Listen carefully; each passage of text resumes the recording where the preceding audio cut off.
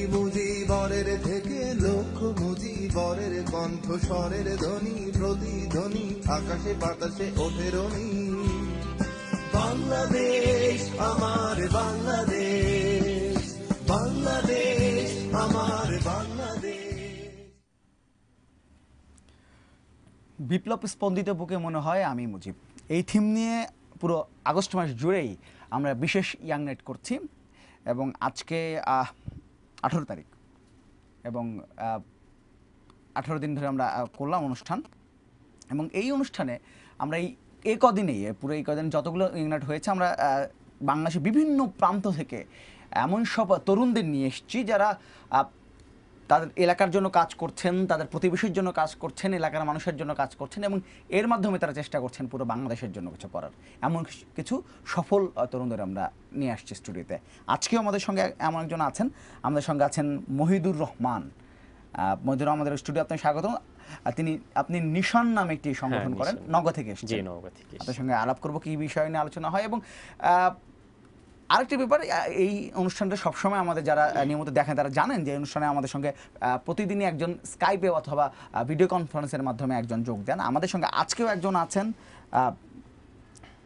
সম্ভবত লাইন কেটে গেছে, তবে আমাদের সঙ্গে একটু পরে হয়তো যোগ দিবেন। শোভন সরকার, তিনি ওয়াইল্ড লাইফ ফটোগ্রাফি করেন এবং তিনি আমাদের সঙ্গে যোগ দিবেন শেরেবাংলা কৃষি বিশ্ববিদ্যালয় থেকে। তো আমরা দুজনের সঙ্গে আলাপ করার চেষ্টা করছি অনুষ্ঠানের মাঝখানে যে কোনো সময় হয়তো শোভন সরকারের সাথে আমরা যোগ দেব। আচ্ছা, আমি একটু আপনার সঙ্গে কথা বলতে যাই। মহিদুর, একটু বলবেন যে নিশান আপনাদের সংগঠনের নাম, পুরো নামটি বলবেন এবং আসলে এই সংগঠনটি কি করে এটা একটু জানান। আচ্ছা, আমাদের সংগঠনের নাম হচ্ছে Naogaon initiative for society heritage and nature. আচ্ছা, আমরা মানে নওগাঁটাকে ফলাও করে আমরা ইতিহাস, ঐতিহ্য, বন্যপ্রাণী এবং পরিবেশ সংরক্ষণ নিয়ে আমরা কাজ করি আর কি। এছাড়াও আমরা পরিবেশের জন্য এবং জনগণের জন্য আরও কিছু কাজগুলো করে থাকি আর কি। আচ্ছা, অনেকগুলো কাজ করে, ইতিহাস, পরিবেশ, ইতিহাস ঐতিহ্য সংরক্ষণে, পরিবেশ সংরক্ষণে, বন্যপ্রাণী সংরক্ষণে, আচ্ছা অনেকগুলো কাজ আপনারা করে থাকি আর কি, করেন। আমাদের সঙ্গে এর মধ্যে শোভন সরকার যোগ দিয়েছেন। শোভন, আমাকে শুনতে পাচ্ছেন? হ্যাঁ, শুনতে পাচ্ছি। আপনি শুনতে পাচ্ছেন? হ্যাঁ, আমি শুনতে পাচ্ছি। শোভন, আমাদের অনুষ্ঠানে আপনাকে স্বাগত। আমি তো শুনলাম মহিদুর রহমানের কাছে, তিনি বলছিলেন যে তারা এলাকায় ইতিহাস সংরক্ষণ, বন্যপ্রাণী সংরক্ষণ, পরিবেশ সংরক্ষণ এসব বিষয় নিয়ে কাজ করেন। আমি দর্শকদের কাছে বললাম আপনি ওয়াইল্ড লাইফ ফটোগ্রাফি করেন। আসলে আপনার ফটোগ্রাফির ধরনটা একটু যদি আমাদেরকে বলে তাহলে দর্শকদের জন্য সুবিধা হবে, আপনাকে চিনতে আর ভালো করে। আমি ওয়াইল্ড লাইফ ফটোগ্রাফি করি মূলত 2013 প্রথম দিক থেকে। আচ্ছা, এটা শুরু করি আর কি। আচ্ছা, আর আমি প্রধানত পাখির ছবি তুলে এবং পাখি সংরক্ষণ নিয়ে কাজ করি একই সাথে। আচ্ছা, আপনি এমনি ব্যক্তিগত জীবনে কি করেন? শিক্ষার্থী তো? আমি শিক্ষার্থী, শেরেবাংলা কৃষি বিশ্ববিদ্যালয়ে মাস্টার্সে পড়ি। আচ্ছা, শেরেবাংলা কৃষি বিশ্ববিদ্যালয়ে আপনি পড়াশোনা করছেন এবং সেখান থেকেই আমাদের সঙ্গে যোগ দিয়েছেন। আপনার সঙ্গে আসছে, আমি একটু মহিদুর রহমানের সঙ্গে একটু তার কার্যক্রম সম্বন্ধে জানি, তারপরে সেই সূত্র ধরে আপনাকে কিছু প্রশ্ন আমি করবো। মহিদুর, একটু বলেন, প্রথমে যদি বলি পরিবেশ সংরক্ষণ, আগে একটু জানতে চাই যে এই যে এতগুলো কাজ করেন, আপনার প্রধান কাজটা কি আসলে পরিবেশ সংরক্ষণ নাকি ইতিহাস ঐতিহ্য? মূলত আমরা পরিবেশ, ইতিহাস, ঐতিহ্য এবং ওয়াইল্ড লাইফ সংরক্ষণেই আমরা কাজ করি আর কি। মূলত আমাদের টার্গেটটা হচ্ছে এটাই আর কি। এবং যদি আমরা পরিবেশটাকে সংরক্ষণ করতে চাই তাহলে আমাদের ওয়াইল্ড লাইফটাকে আগে সংরক্ষণ করতে হবে এবং পরিবেশ সংরক্ষণ করতে গেলে আমাদেরকে কিন্তু বৃক্ষর দিকে আমাদেরকে কিন্তু নজর দিতে হবে আর কি। তো এই ক্ষেত্রে আমরা পরিবেশ রিলেটেড যে বৃক্ষগুলো, দেশীয় বৃক্ষগুলো, এই বৃক্ষগুলো আমরা রোপণ করার চেষ্টা করি। আর তার পাশাপাশি আমরা এই যে পরিবেশ সংরক্ষণের জন্য আমরা যে ওয়াইল্ড লাইফ, বন্যপ্রাণী, 2012 সালে যখন বন্যপ্রাণী সংরক্ষণ আইন পাশ করা হয় গণপ্রজাতন্ত্রী বাংলাদেশ সরকারের মানে সংসদে আর কি, তখন এরপর থেকে আমরা কিন্তু এই ওয়াইল্ড লাইফের প্রতি আমরা কিন্তু আগে কিন্তু আমাদের চিন্তাধারা ছিল না যে আমরা ওয়াইল্ড লাইফের প্রতি কত মানে আকৃষ্ট হইতে পারি আর কি। তো এরপরে আমরা এই ওয়াইল্ড লাইফ নিয়ে কাজ শুরু করি আর কি। এর আগে থেকে আমরা টুকটাক কাজ শুরু করি, কিন্তু সরকারিভাবে বা প্রশাসনিকভাবে আমরা কোনো হেল্প পাই না আর কি। আচ্ছা, আপনি কিভাবে এই সংগঠনটি শুরু করলেন সেটি শুনবো, তবে তার আগে একটু যারা দেখছেন আমাদের অনুষ্ঠানে, তো এই মধ্যে তাদেরকে একটু বলে নিই যে আপনি শুধু অনুষ্ঠান শুনবেন কেন, আপনি ইচ্ছে করলেই আমাদের অনুষ্ঠানে বা আমাদের এই আড্ডা আপনি যোগ দিতে পারেন।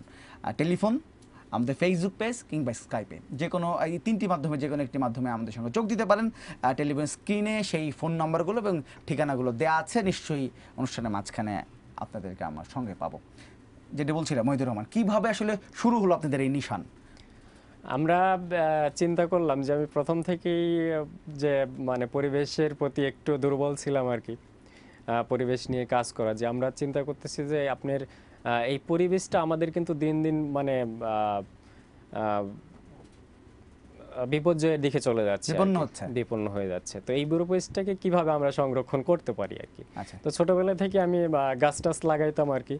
এরপরে চিন্তা করলাম যে আমি যদি একাই কাজটা করি তাহলে আমার পক্ষে তো মানে আমাদের যেই জাতির পিতা বঙ্গবন্ধু শেখ মুজিবুর রহমান, তার উদ্দেশ্য কিন্তু আমরা কিন্তু বাস্তবায়ন করতে পারবো না।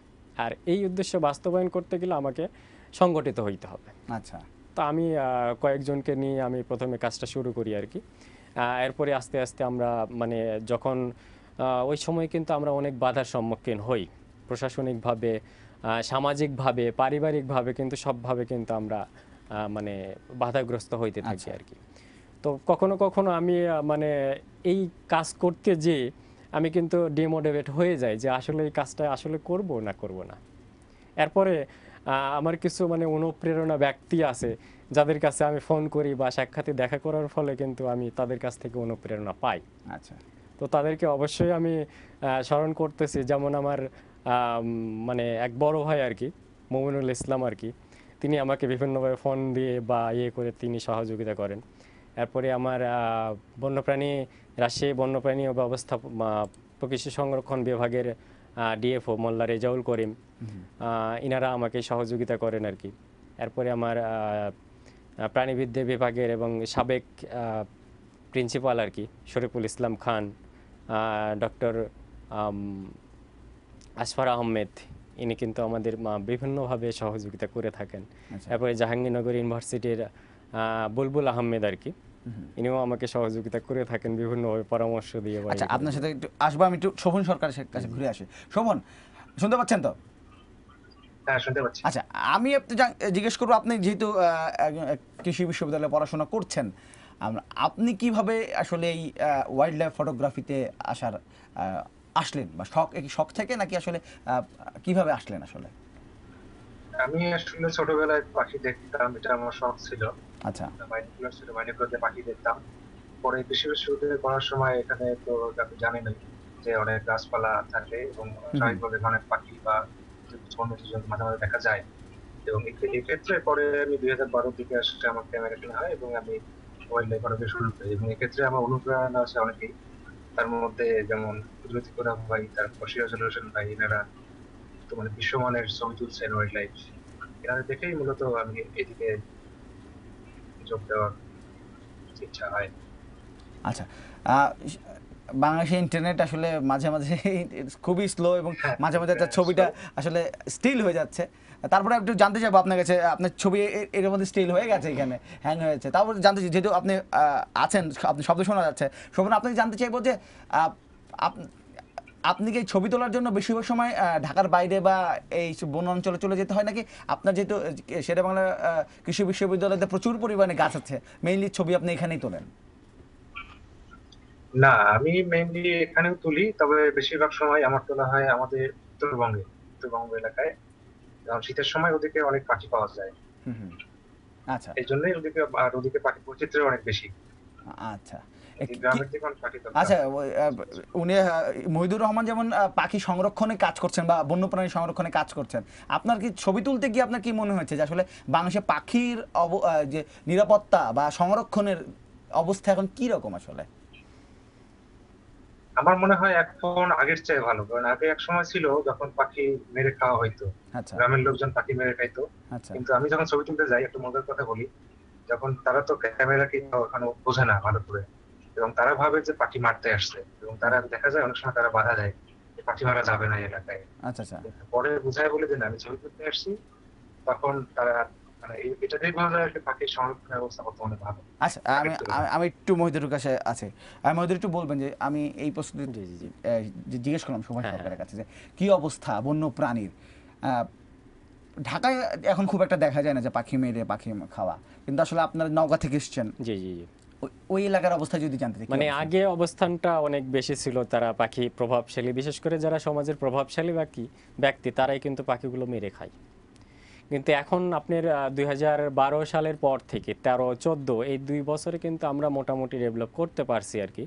আর যার ফলে কিন্তু আমাদের টোটাল উত্তরবঙ্গে কিন্তু এখন 50টি পাখি কলোনি আমরা কিন্তু মানে পাইছি আর কি। আচ্ছা। এবং এই পাখি কলোনির উপর কিন্তু আমার একটা বইও বের হয়েছে আর কি, যেখানে আমি সহকারী সম্পাদনা হিসেবে কাজ করছি আর কি, বন বিভাগ থেকে যেটা বের হয়েছে আর কি গত ডিসেম্বরে আর কি। আচ্ছা, আপনাকে পেলাম, আপনার একটা প্রশ্ন আছে, ব্যক্তিগত প্রশ্ন, সেটা হচ্ছে আমরা বাংলাদেশে বিভিন্ন বাসায় শখ করে পাখি পালি, হ্যাঁ, পাখি আমরা পুষি, সেটা আসলে আইনগত দিকভাবে কি অপরাধ কিনা? আসলে দেশীয় পাখি যেগুলো আছে, দেশীয় পাখি যেটাই আপনি রাখেন সেটা আইনগতভাবে আপনি দণ্ডনীয় অপরাধ। কিন্তু আপনি বিদেশি যেগুলো পাখি আছে, এই পাখিগুলো যেগুলো খাঁচায় পালন করা যায়, এই পাখিগুলো আপনি রাখতে পারবেন বা পুষতে পারবেন আর কি। এই পর্যন্ত এখনো এইটা নিয়ে কোনো মানে আইন এখনো হয় নাই আর কি। আচ্ছা। আর দেশীয় পাখি যেটাই আপনি রাখেন এটা দণ্ডনীয় অপরাধ। আমি কি অনুমতি নিয়েও রাখতে পারবো না? না, অনুমতি তো আপনাকে ওইভাবে দেবে না আর কি। আচ্ছা আচ্ছা, মানে তাহলে এবার দেশীয় পাখি কোনোভাবেই খাঁচায় বন্দি করে বা মারা বা ধরা আচ্ছা, বা তার মানে অংশ বা ট্রফি এইগুলো বহনযোগ্য করা যাবে না। শাস্তি কিরকম যদি করি? এটা আপনার সর্বোচ্চ আপনার 50,000 টাকা থেকে 2 লক্ষ টাকা জরিমানা এবং সর্বোচ্চ 2 বছর পর্যন্ত কারাদণ্ড অথবা উভয় দণ্ডও হইতে পারে আর কি। নিশ্চয়ই যারা দেখছেন আজকে অনুষ্ঠান, আপনারা বুঝতে পারলেন যে আসলে বাড়িতে আমরা যারা পাখি পুষি বা পাখি রাখি খাঁচায় বন্দি করে, তাদের জন্য কিন্তু এক ধরনের, এটা কিন্তু এক ধরনের অপরাধ করি, বিশেষ করে বাংলাদেশি পাখি যদি রাখা হয়। কেন বিদেশি পাখি রাখলে কেন তাদের সমস্যা হচ্ছে না? মানে আপনার যেহেতু কাজ করেন, আপনার কি মনে হয় বিদেশি পাখি রাখা উচিত? আসলে বিদেশি পাখিগুলো আমি মানে যেটা অলরেডি প্রস্তাব করছি আর কি, যেহেতু আমরা দেশীয় পাখি, দেশীয় ঐতিহ্যের প্রতি এবং দেশের মানুষের প্রতি আমাদের যেহেতু ভালোবাসা আছে, সেহেতু আমরা মানে বিদেশি পাখিগুলো যাতে না পুষি আর কি বা না নিয়ে আসি। একসময় দেখা যাবে যে এই পাখিগুলো দেশীয় পাখির সঙ্গে হয়তো খাঁচা থেকে বের হয়ে গেছে, যে তাদের সঙ্গে ক্রস করে দেখা যাচ্ছে আরেকটা প্রজাতির একটা পাখি হয়ে গেল। সেই ক্ষেত্রে কিন্তু আমাদের দেশীয় পাখিগুলোর ঐতিহ্য কিন্তু আস্তে আস্তে বিলীন হয়ে যাইতে পারে আর কি। এরকম একটা সমস্যা। আপনি যেহেতু মেইনলি পাখির ছবি তোলেন, পাখি নিয়ে কাজ করেন, আপনার কি মনে হয় যে এই যে দেশি পাখি আমরা আইনত দণ্ডনীয় যদি আমরা খাঁচায় বন্দি করে রাখি পুষি, বিদেশি পাখি রাখা দণ্ডনীয় অপরাধ নয়, এটা কি ঠিক কিনা? একটু অন্যরকম হচ্ছে কিনা? বিদেশি পাখি কি খাঁচায় পুষে রাখা উচিত কিনা, কি মনে হয় আপনার? এটা আমার ক্ষেত্রে দুইটা মতামত আছে। একটা হচ্ছে যদি দেশি পাখি খাঁচায় কখনোই পোষা উচিত না, বিদেশি পাখি পোষা যায়, কারণ এগুলো যদি আমরা বাইরে ছেড়ে দিই বা যদি বাইরে হয় তাহলে বাঁচতে পারবে না, এটা নিজে আর স্বয়ংসম্পূর্ণ না। কিন্তু আবার দ্বিতীয় একটা জিনিস দেখা যায় যে এগুলা বিদেশ থেকে আসার সময় বিভিন্ন ধরনের রোগ জীবাণু নিয়ে আসে সাথে করে, হতে পারে। এবং যদি বাইরে আসে এবং অন্য পাখি যদি মেরে খেয়ে ফেলে, সাধারণত চিল বা কাক আক্রমণ করে মাঝে মাঝে খেয়ে ফেলে, তখন দেখা যায় যে এই মাধ্যমে অনেক রোগ হইতে পারে, নতুন নতুন রোগ হইতে পারে, যেটা পাখির জন্য ক্ষতিকর। আচ্ছা, যদি শোভন আপনার ছবি এখানেও স্টিল হয়ে যাচ্ছে, কিন্তু আপনার কথা যেহেতু শোনা যাচ্ছে, আমি আপনাকে আরেকটা প্রশ্ন করবো, সেটা হচ্ছে যে আপনার কি মনে হয়, আপনার স্পেশালিটি কি? আপনি যে বিশেষ কোনো কাজ করেন কিনা বা ছবি তোলেন, কোনো স্পেশাল কাজ আছে কিনা আপনার, জানতে চাচ্ছি। আমার স্পেশালিটি হচ্ছে আমি গত 2 বছর যাবত একটা পাখি আছে বাংলাদেশের অন্যতম সুন্দর পাখি, সাহেব বুলবুলি নাম। আচ্ছা, এটা নিয়ে আমি কাজ করছি এবং রিসেন্টলি গত মাসে আমার এটা পুরা সিরিজ ছবি তোলা সম্ভব হয়েছে, মানে জীবনের প্রতিটা স্তরের লাইফ সাইকেল প্রতিটা ছবি তোলা সম্ভব হয়েছে। আচ্ছা, মানে আমরা যে বুলবুলি পাখি হিসেবে যেটা চিনি সেটাই তো? না, সেটি না, এটা অন্য, লেজ অনেক বড়। আচ্ছা, লম্বা একটা পাখি আছে, সাদা। আচ্ছা, এবং লাল, দুই রঙের। আচ্ছা, ঠিক আছে, আপনার কাছে আবার আসবো আমি। পাখি নিয়ে যেহেতু কথা বলছেন, আমি একটু বলবো যে বাংলাদেশে যে পাখিগুলো আছে, পাখিগুলো আসলে সবগুলো যে প্রজাতি, বিপন্ন প্রজাতির সংখ্যা কিরকম আপনার কি মানে কতগুলো? মানে আমি খুব একদম এক্স্যাক্টলি ফিগারটা চাচ্ছি না, আপনার কাছে কি মনে হয় বেশিরভাগ পাখি কি বিপন্ন কিনা? যেমন ঢাকায় শহরে আমি কাক ছাড়া কোনো পাখি দেখি না। যেমন শেখ ফরিদটা, এটা কিন্তু একটা বিপন্ন প্রজাতির পাখি, কিন্তু এটা আপনার উত্তরাঞ্চলের আপনার পঞ্চগড় ছাড়া এটা আপনি কোথাও খুঁজে পাবেন না আর কি। আর এইটা খুঁজে পাওয়া মানে একটা চমৎকার একটা পাখি আর কি। আচ্ছা, তো এইটা টোটাল আমার জানা মতে যে এই পাখিটা 14টা পাখি আছে এখন পর্যন্ত আর কি বাংলাদেশে। এরকম আরো অনেক পাখি আছে যেগুলো বিপন্ন প্রজাতির হয়ে যাচ্ছে আর কি। যেমন আপনার কালেম পাখিটা, এটাও কিন্তু একটা বিপন্ন প্রজাতির পাখি আর কি। এরকম আরো অনেক পাখিগুলো আছে যেগুলো বিলুপ্ত হয়ে যাওয়ার পথে আর কি। মানে আমি যেটা বলছিলাম যে ঢাকায় আমরা যারা থাকি তাদের আসলে কাক ছাড়া আসলে কোনো পাখি চিনি না, আমরা দেখি না। এই বিপন্ন হওয়ার মূল কারণ কি? নির্বিচারে হত্যা নাকি আসলে গাছ গাছে? নির্বিচারে হত্যা, পরিবেশের যে আমরা ক্ষতিগ্রস্ত করতেছি আর কি, এবং আমাদের কৃষি জমিতে অধিকারে কীটনাশকের ব্যবহার আর কি। তো অধিকারে কীটনাশকের ব্যবহারের ফলে কিন্তু আমাদের পাখিগুলো কিন্তু বেশিরভাগ মারা যাচ্ছে। আচ্ছা। আর বিশেষ করে আমরা কিন্তু কৃষি বিভাগ যেটা আর কি, এরা কিন্তু আপনার কৃষি জমিতে কীটনাশক ব্যবহার করতে বলতেছে, আবার সেইখানে কিন্তু মানে কাঠিগুলো পুঁতে দিতে বলতেছে আর কি। আচ্ছা। তো যেখানে আমি যে জমিতে কীটনাশকটা ব্যবহার করব সেটাকে যদি কাঠিটা পুঁতে দিই তাহলে পাখি যে সেখানে বসবে, সেখানে তারা পোকামাকড়, বিষযুক্ত পোকামাকড় খাবে, পাখি কিন্তু মারা যাবে। আচ্ছা। তো আমি তাদের প্রতি দৃষ্টি আকর্ষণ করতেছি যে যে জমিতে বীজটা দেয়া হবে অন্তত তারা যেন সেখানে আপনার এই যে কাঠিগুলো যাতে না পুঁতে দেয় আর কি। আচ্ছা, কাঠি পুঁতে দেয় যে পাখি পোকামাকড়গুলো খেয়ে ফেলবে, তাই তো? এর জন্য কিন্তু আমরা যেখানে বীজ দিচ্ছি সেখানে যদি আবার পাখি দেই, পাখি যে বসতেছে আবার পোকামাকড়গুলো খাচ্ছে, সেখানে কিন্তু পাখি কিন্তু মরে যাওয়ার সম্ভাবনা কিন্তু আরো বেশি। আচ্ছা, মানে আপনারা যে সংগঠন থেকে নিশান, এই সংগঠন থেকে আপনারা ই করেন কিনা? আমরা এটা প্রচারণা, আমাদের তো মূল কাজ যেটা প্রচারণা বেশিরভাগ করে থাকি আমরা, এবং বিভিন্ন জায়গাতে ছেলে মেয়েদের স্কুল কলেজে উদ্বুদ্ধকরণ করে থাকি আর কি এই বিষয়ে আর কি। এবং কৃষকদেরও আমরা মাঠ পর্যায়ে এবং 1-to-1 গিয়ে বাড়িতে গিয়ে আমরা কিন্তু বোঝানোর চেষ্টা করি যে এই কাজগুলো এই করতে হবে আর কি। এবং আমরা পরিবেশ বান্ধব যে গাছগুলো আর কি, দেশীয় গাছ যেমন জগডমর, আপনার গাব, এরপরে আপনার বট, পাকুর, এই গাছগুলো যেমন কদম, এগুলো কিন্তু আপনার পাখির জন্য কিন্তু মানে চমৎকার একটা মানে পরিবেশ সৃষ্টি করে আর কি। মানে আপনারা বৃক্ষরোপণ নিয়েও কাজ করেন, তাহলে নিশ্চয়ই এই ব্যাপারটা আরো শুনবো এবং শোভন সরকারের সঙ্গে আরো বেশি আলোচনা করব। তো তার আগে ছোট্ট একটি বিরতি নিতে হচ্ছে দর্শক, বিরতির পর নিশ্চয়ই এই আলোচনার সঙ্গে আপনাদের সঙ্গেই পাবো।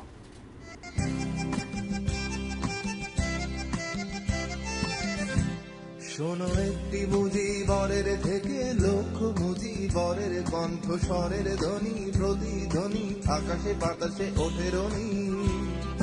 বাংলাদেশ আমার বাংলাদেশ, বাংলাদেশ আমার বাংলাদেশ।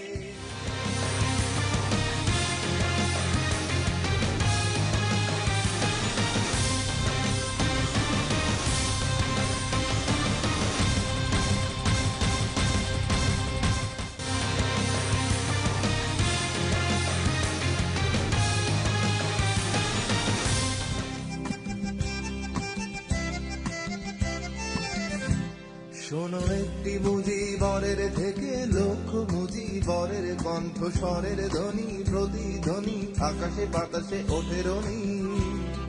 বাংলাদেশ আমার বাংলাদেশ, বাংলাদেশ আমার বাংলাদেশ।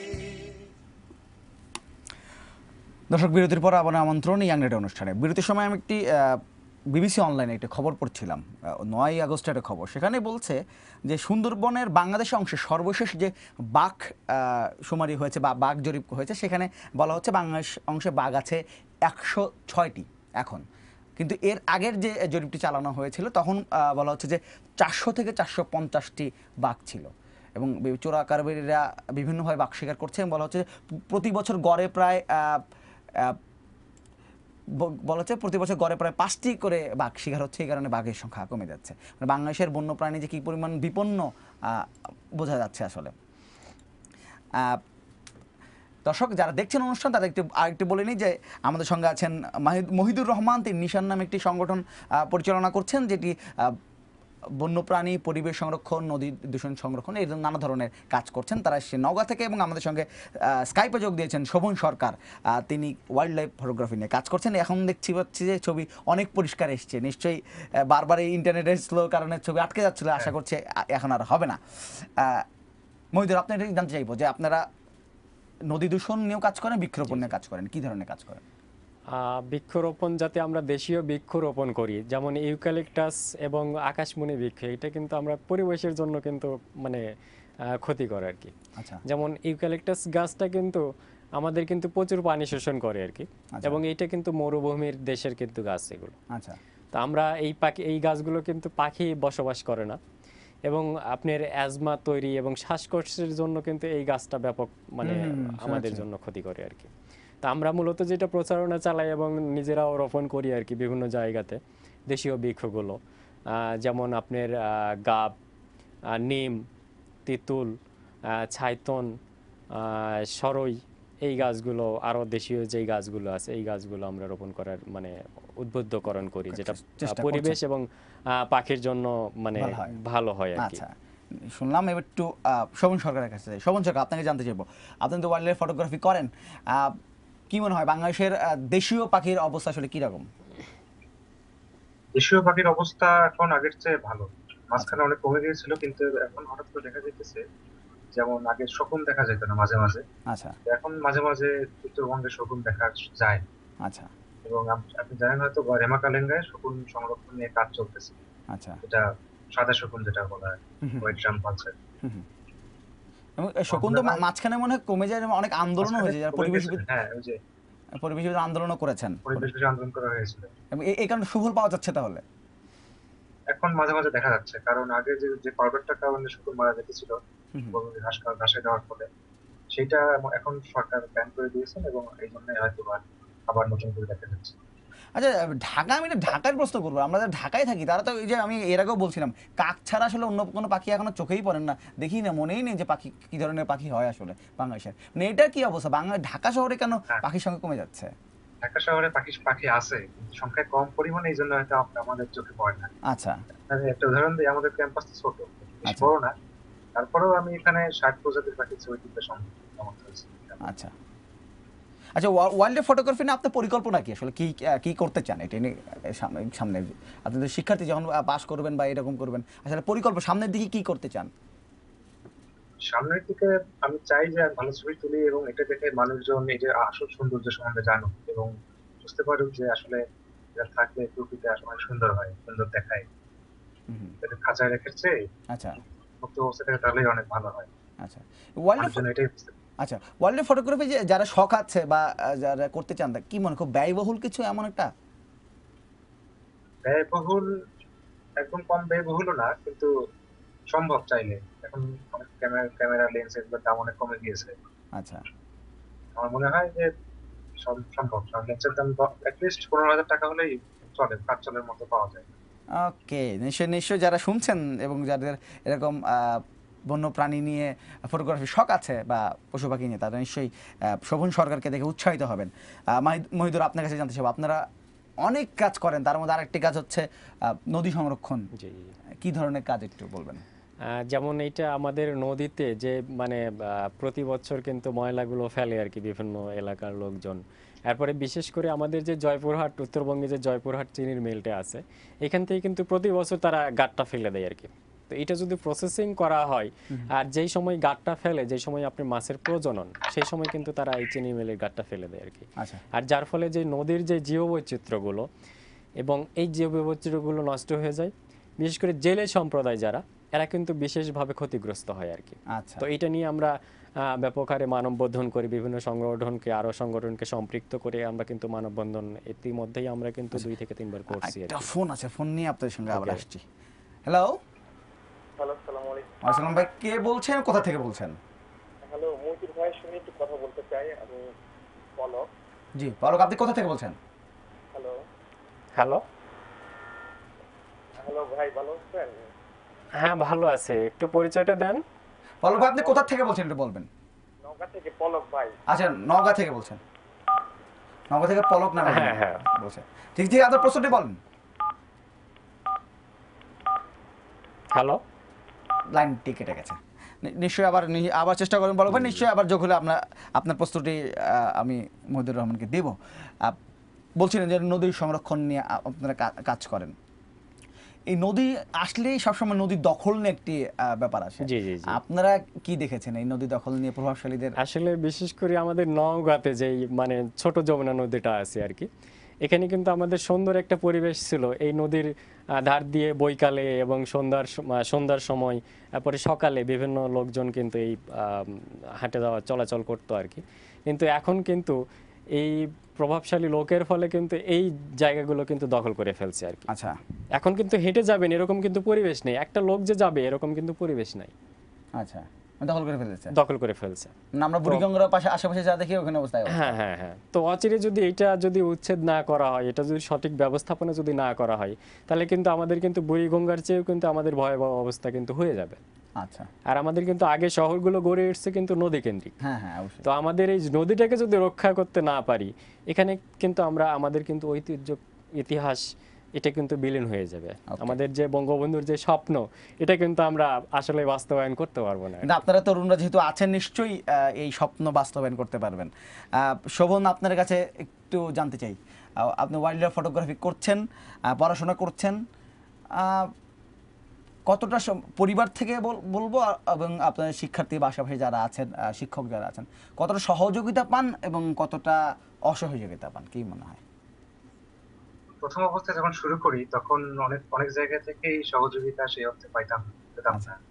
দেখা গেল যে আমি ছবি তুলতে গেছি, তখন অনেকেই অনেক নেগেটিভ কথা বলতো, কিন্তু ইদানিং কালে সবার কাছ থেকে ভালো সহযোগিতা পাচ্ছি।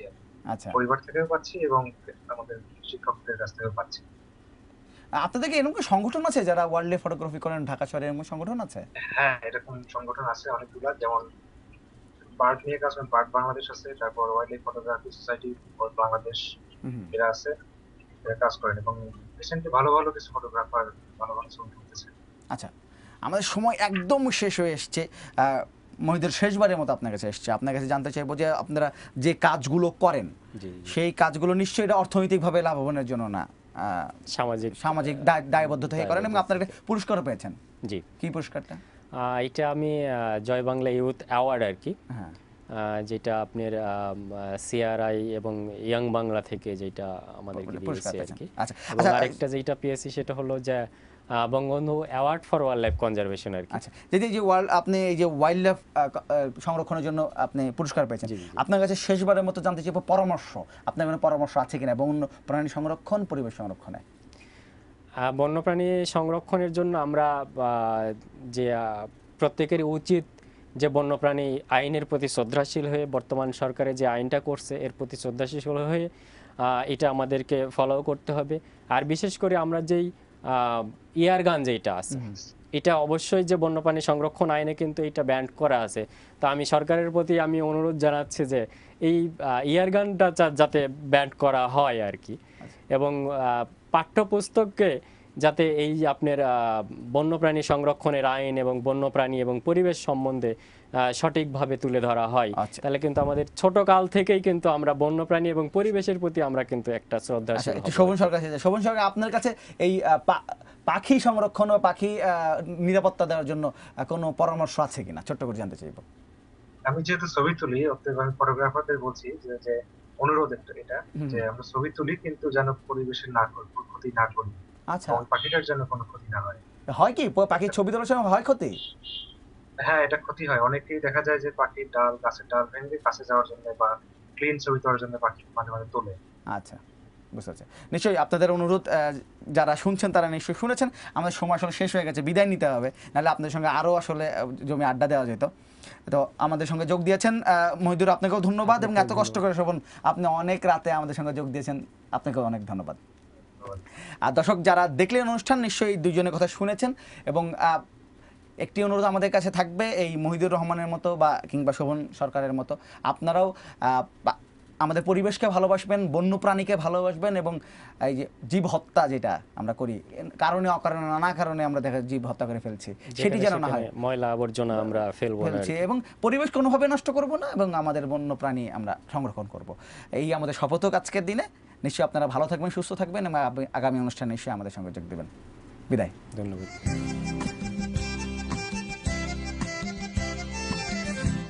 শোনো একটি মুজিবরের থেকে লক্ষ মুজিবরের কণ্ঠ স্বরের ধ্বনি, প্রতিধ্বনি আকাশে বাতাসে ওঠে রনি।